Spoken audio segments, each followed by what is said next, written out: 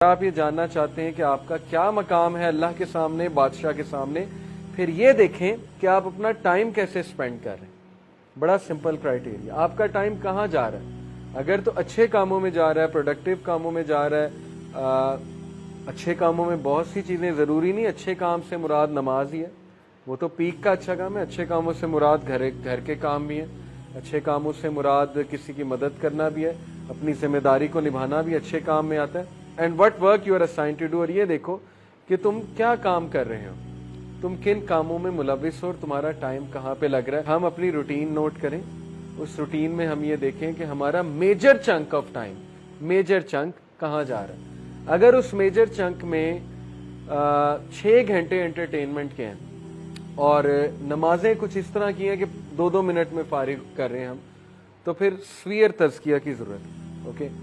اور اگر اس major chunk میں جو ہے وہ زیادہ اچھے کام ہے تو پھر یہ خوشخبری کی بات ہے، بہت اچھی بات ہے۔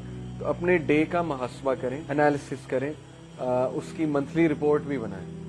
یہ کام اگر آپ کرنے بیٹھیں گے، آپ دیکھیں ہدایت کیوں نہیں آتی، تبدیلی کیوں نہیں آتی۔ جب میں چینج ہوا تھا میں نے پورا ایک فولڈر بنایا تھا، فولڈر آپ کو دکھاؤں گا، اور اس فولڈر کا نام سیلف اکاؤنٹیبلٹی رکھا تھا۔ اس میں پوری اپنی رپورٹ لکھتا تھا۔ تو جب میں کوئی غلطی کرتا تھا میں وہاں لکھتا تھا نوٹ پیڈ پہ، آج مجھ سے یہ غلطی ہوئی، یا جب کوئی اچھا کام کرتا تھا وہ بھی نوٹ کرتا تھا۔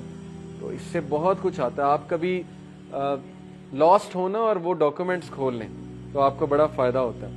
آپ ایک دم ریفلیکشنز پڑھ لیتے ہیں اپنی لکھی ہوئی، آپ حیران ہوتے ہیں کہ یہ میں نے لکھی تھی اس دن، کانفیڈنس ملتا ہے اس سے۔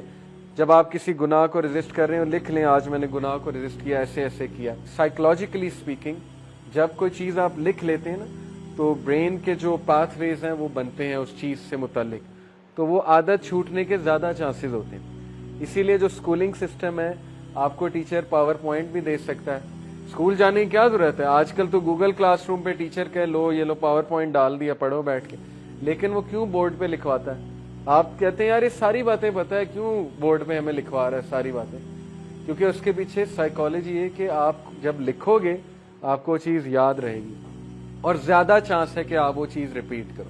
تو اپنا ایک فولڈر بنا کے نا انالیسس کریں اپنی شخصیت کا، اپنے روٹین کا، اپنے ٹائم چنکس کا انشاءاللہ تعالی، اور اس کے بعد ایکشن پلان بنائیں کہ میرے روٹین میں مجھے یہ ٹرینڈ نظر آ رہا ہے کہ میں رات کے اس ٹائم بہت ضائع کرتا ہوں اور یہ چیز میرے ایمان کو خراب کر رہی ہے، تو بس اس کو ریپلیس کرنا شروع کریں، عادت بن جائے گی انشاءاللہ۔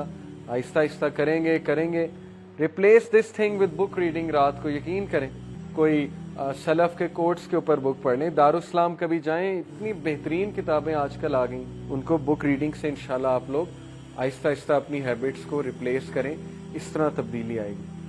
ادروائز صرف ایک لیکچر پہ آنے سے چینج نہیں آئے گی، کیونکہ یہ ہم سن کے چلے جاتے ہیں۔ تو تبدیلی لانے والے انشاءاللہ آپ ہیں، اور اللہ سبحانہ و تعالیٰ آپ کے ایکشنز دیکھ کے آپ کو ہدایت میں انکریز کریں۔ دین کی بات پھیلانا صدقہ جاریہ ہے، ثواب کی نیت سے ویڈیو کو شیئر ضرور کیجیے۔ جزاک اللہ۔